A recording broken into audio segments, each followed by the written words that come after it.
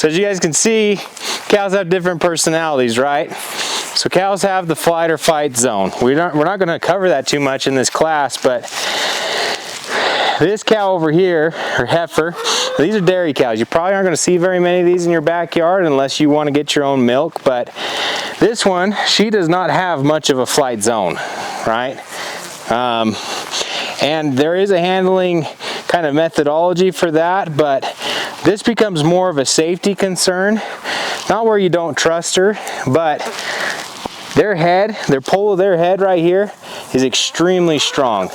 All right, now if you let them get really comfortable, they'll scratch their heads on your leg and your thigh, and you could go over the fence. So you always want to be careful around animals that are careful or comfortable around you.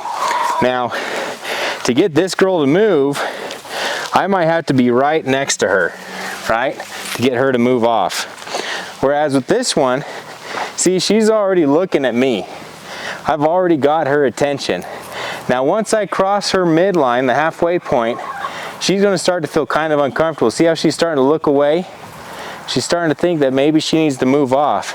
And if I move into her, if I give her that pressure, she's going to move away. If I back off, she's going to want to try and find me because she knows I'm here. And now she's got me again. All right? But look at the difference. This girl has no zone. If this girl moves off, she's probably going to move off too. Right now, she is kind of acting as her shield. See? Now, if I stay back here, she's going to keep looking at me, but now I'm not in her zone. If I can get her to back up, I'll come forward a little, and then I'll kind of take an angle right at her. She'll probably back off. If I take pressure off. So, cattle can't kick straight back. All right, they can get you back there if they really want to, but cattle kind of hook with their leg. So right here, if I didn't know this animal, or if she was nervous of me, which she still kind of is, she could really get me right there in the knee. And it'll happen to you eventually. We've identified where her midpoint's at. If I walk right into it, I'm probably going to push her forward. If I come forward and I put my energy back over here, she's going to say, "What are you doing?" And if I come from this angle, I'm going to turn her around and send her the other way. And you see that? So this is the natural step that I'm talking about when we were going over those slides. That step right there was probably too much for me to do. I shouldn't have done that because I stopped her. So now she's a little bit confused. So what I want to do is I want to turn her that way.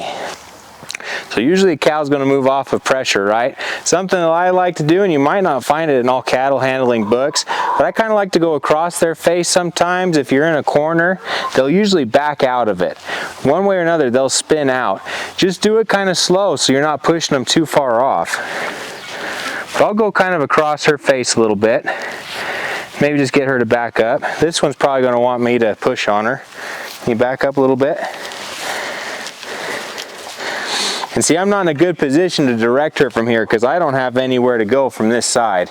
So the best thing for me to do, instead of trying to run up inside of her and trying to get myself in a situation where maybe I'm going to get hurt or scare her away, I'm going to back off. I'm going to come all the way back around to where she doesn't even feel me. I'm not even going to look at her. My energy's all going that way. But I'm going to stay way out of her zone. Probably have the chickens come with me. Come on, chickens. Come on, chickens. So I'm getting out of her zone. Now I'm looking at her. She looked right at me. She knows that I'm connected to her.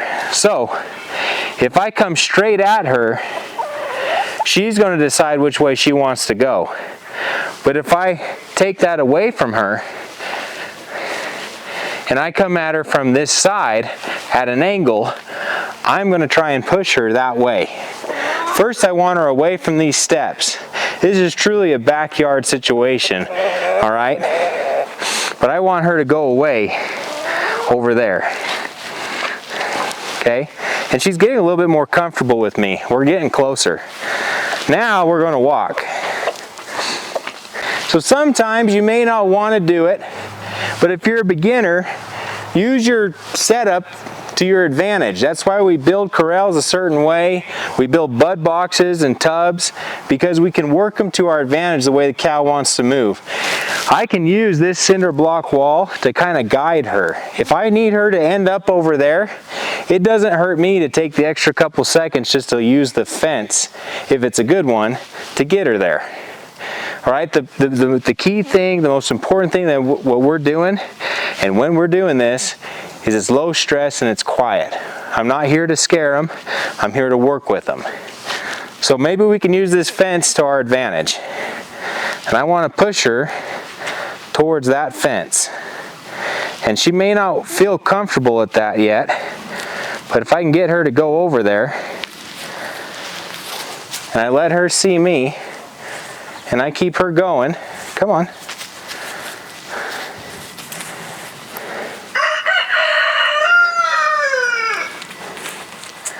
I don't ever want her to feel like she's trapped or cornered, but I need her to stop for just a second. So I came past the middle of her body and she stops. Now if I want her to go to that fence, I might step in, because if I back off, she's kind of already looking this direction. She might just want to skirt out this way. So I might just step into her a little bit and keep my energy pointed that way.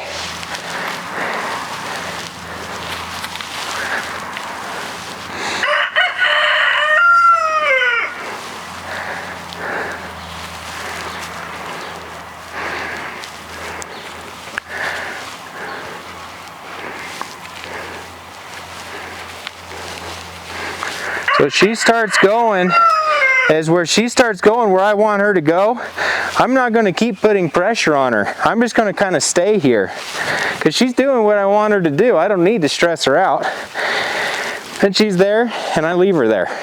That's where I wanted her.